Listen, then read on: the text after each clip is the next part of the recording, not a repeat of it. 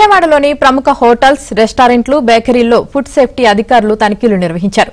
Legal metrology, food safety అధికారులు కలిసి నిర్వహించిన ఈ జాయింట్ ఆపరేషన్లో అనుమతులు లేకుండా నిర్వహిస్తున్న హోటల్స్, బేకరీలను గుర్తించారు. సత్యనారాయణపురంలోని యుఎస్ బేకరీలో గడ్డకట్టిన చికెన్, మటన్లను ఫుడ్ సేఫ్టీ అధికారులు తమ తనిఖీల్లో గుర్తించారు. బేకరీలో కాలం చెల్లిన ఆహార పదార్థాలను గుర్తించామన్న ఫుడ్ సేఫ్టీ కంట్రోలర్ అధికారి పూర్ణచంద్రరావు బేకరీలో నాన్ వెజ్ ఎందుకు నిల్వ చేశారో తనకు అర్థం కావడం లేదన్నారు.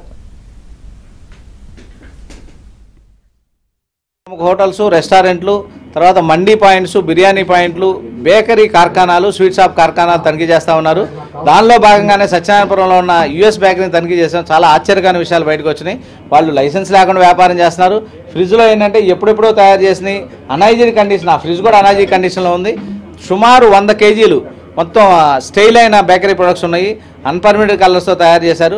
వీళ్ళందరికీ లైసెన్స్ లేనందుకు, శానిటరీ కండిషన్ లేనందుకు, తర్వాత స్టైల్డ్ ఫుడ్ ఉన్నందుకు నోటీసులు ఇట్టి చట్టపరమైన చర్యలు తీసుకుంటాం. లైసెన్స్ లేనందుకు కూడా వీళ్ళ మీద చట్టపరమైన చర్యలు తీసుకుంటాం.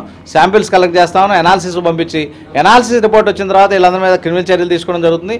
మీ ద్వారా మేము హెచ్చరించేది అంటే ఇట్లాంటి కండిషన్స్లో బేకరీ ఉంటే మాత్రం ఖచ్చితంగా క్రిమినల్ చర్యలు తీసుకుంటాం.